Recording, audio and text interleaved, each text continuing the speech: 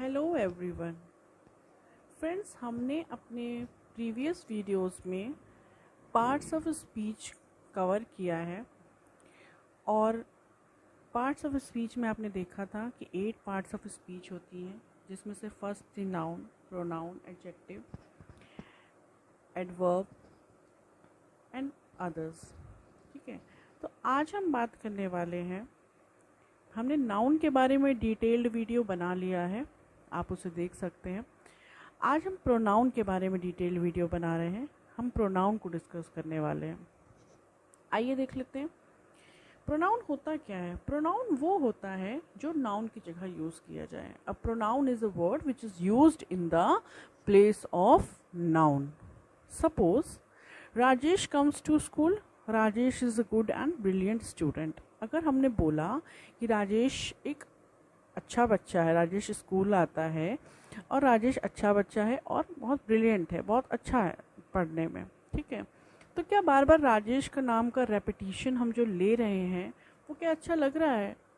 क्या ये सही होगा इस तरह से बोलना? नहीं होगा।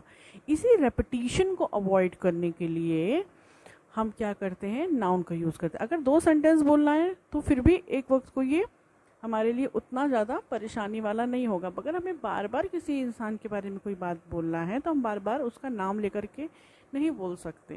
ठीक है, इसी रेपिटेशन को अवॉइड करने के लिए we use pronouns. So our next example is Piyush is young, Piyush is a fitness trainer. यहाँ भी हमने बोला पीयूष यंग है एंड पीयूष फिटनेस ट्रेनर है, तो यहाँ पे भी 2 बार रेपिटेशन यूज हुआ। ठीक है, तो इसी रेपिटेशन को अवॉइड करने के लिए हम क्या यूज़ करते हैं, प्रोनाउन। तो आइए हम प्रोनाउन का एग्जांपल देख लेते हैं कि इसकी जगह प्रोनाउन क्या यूज़ होगा। Rajesh comes to school,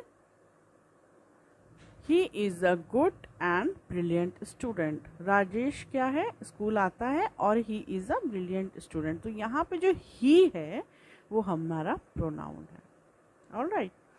Piyush is young, he is a fitness trainer. Piyush young है और वो फिटनेस ट्रेनर है। अब हमने यहाँ पे ही क्यों यूज़ किया?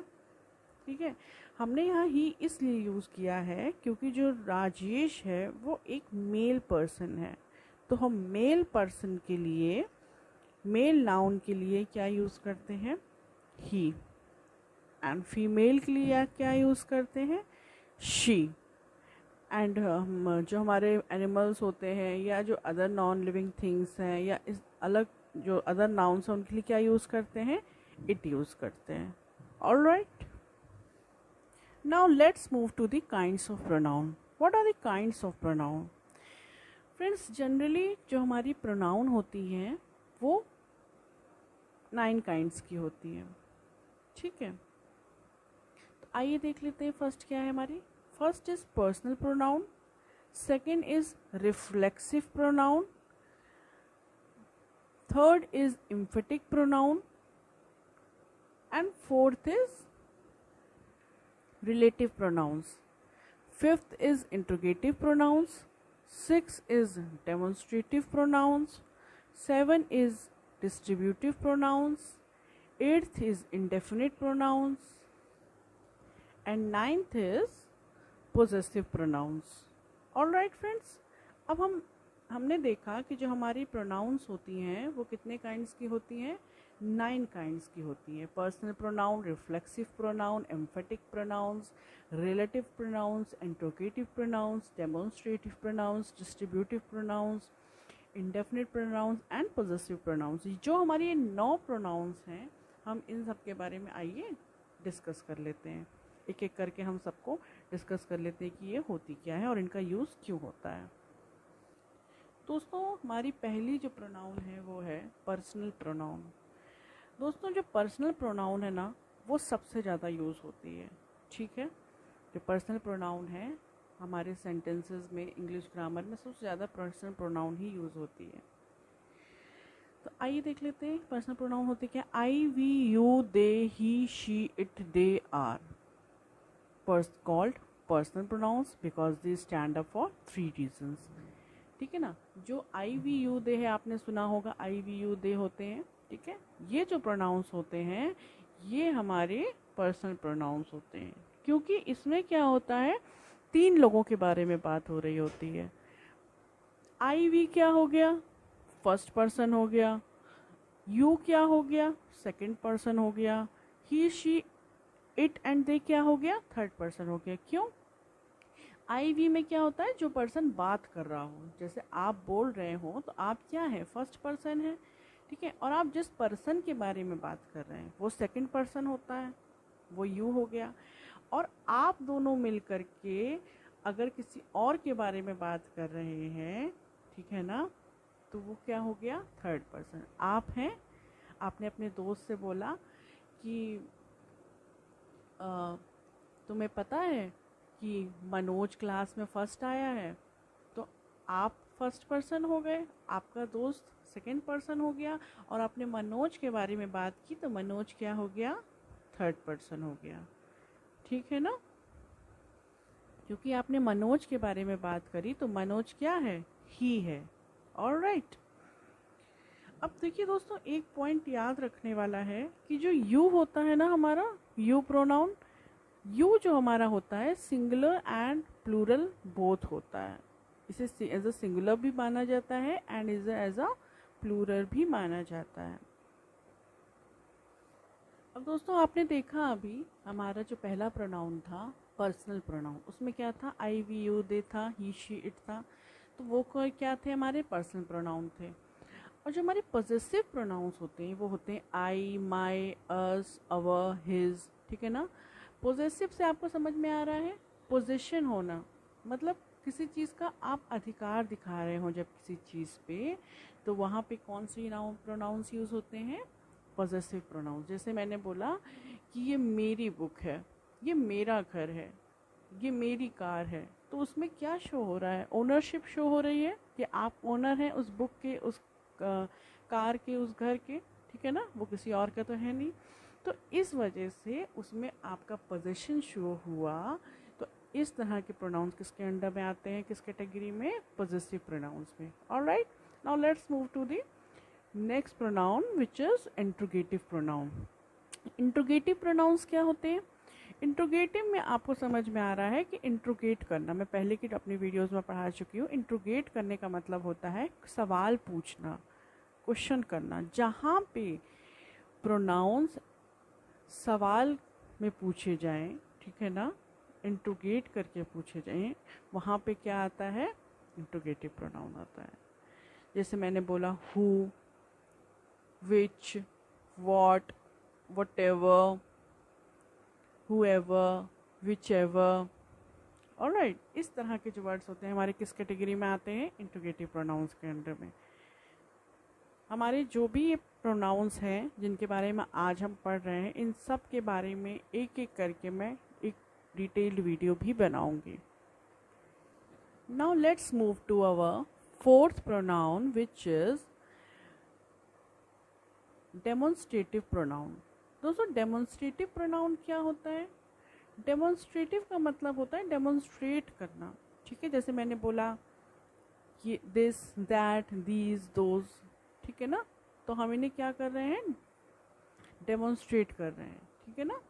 ये हमारे प्रोनाउंस किसके कैटेगरी में आ गए, सॉरी, ये हमारे प्रोनाउंस किसके कैटेगरी में आ गए, डेमोन्स्ट्रेटिव प्रोनाउंस के अंडर में इस तरह के वर्ड्स आते हैं।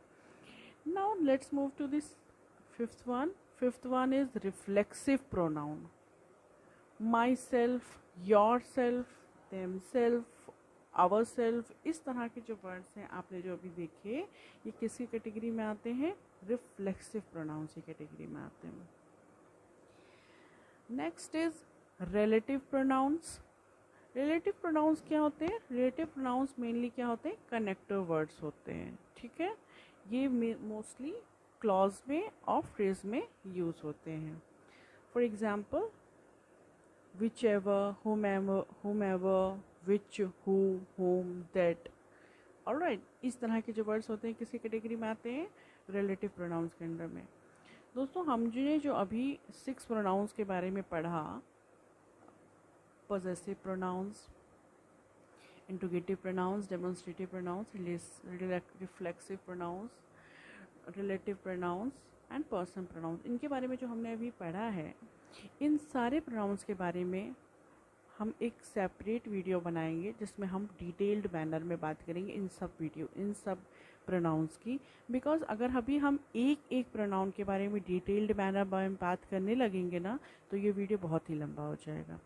Alright, so let's move to the next pronoun, indefinite pronouns. Indefinite pronouns क्या होती हैं दोस्तों? जिसमें इस तरह के वर्ड्स आए all, another, anything, any, anyone, each, everybody. आपने पहले पढ़ा था आपने जब हमने आर्टिकल्स का वीडियो पढ़ा था, आर्टिकल्स हमने पढ़ाया था, तो आपने देखा था उसमें डेफिनिट इनडेफिनिट क्या होते हैं, ठीक है ना।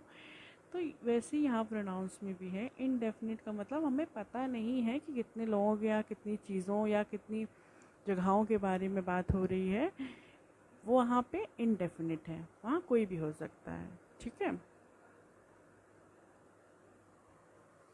बेसिकली इसमें क्या होता है, इंडेफिनिट प्रोनाउंस में किसी भी पर्सन या किसी भी चीज़ के बारे में जो बात होती है ना, वो पर्टिकुलर वे में नहीं होती है, ठीक है ना, जनरली एक बात हो जाती है, ठीक है।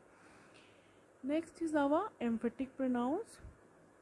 ये हमारा जो एम्फेटिक प्रोनाउन है ये रिफ्लेक्सिव प्रोनाउन की तरह ही होता है, ठीक है ना। जैसे myself, himself, but here the pronouns are use for the sake of emphasis. मगर यहाँ पे बस थोड़ा सा ये डिफरेंस होता है कि यहाँ पे जो प्रोनाउंस यूज़ होते हैं एम्फेसिस शो करने के लिए यूज़ होते हैं। Alright, now let's move to the distributive pronouns. What is distributive pronouns? Distributive pronouns क्या होते हैं? Each, either, neither, etcetera. They use to refer person और things one at a time. ये किसी भी पर्सन या चीज़ के बारे में एक बार में बात हुई हो, ठीक है ना, एक बार में बात करने के लिए यूज़ होते हैं। जैसे मैंने बोला आइदर यू गो और स्टे, या तो तुम जाओ या रुको, ठीक है ना। और मैंने बोला distribute these sweets in each. तो इस तरह की जो चीज़ें, इस तरह के जो सेंटेंसेस हैं, इस तरह के जो वर्ड्स हैं, किस में आते हैं? डिस्ट्रीब्यूटिव प्रोनाउंस में। हम सारे प्रोनाउंस के एग्जाम्पल अभी आगे देखेंगे। दोस्तों एग्जाम्पल्स में मूव करने से पहले आइए एक इम्पॉर्टेंट चीज़ और देख लेते हैं। प्रोनाउंस का चार्ट देख लेते हैं। अगर हमारा जो प्रोनाउन है एज अ सब्जेक्ट यूज़ हुआ है, ठीक है, तो किसी कैटेगरी में आता है? सब्जेक्टिव केस की कैटेगरी में। अगर as a possessive case, possession use हुआ है, तो किस में आता है? पॉजेसिव केस में। और एज अ ऑब्जेक्ट यूज़ हुआ है तो किस में आता है? ऑब्जेक्टिव केस में। अगर आई है सब्जेक्ट, तो वो पॉजेसिव केस में क्या हो जाएगा? माई, माइन।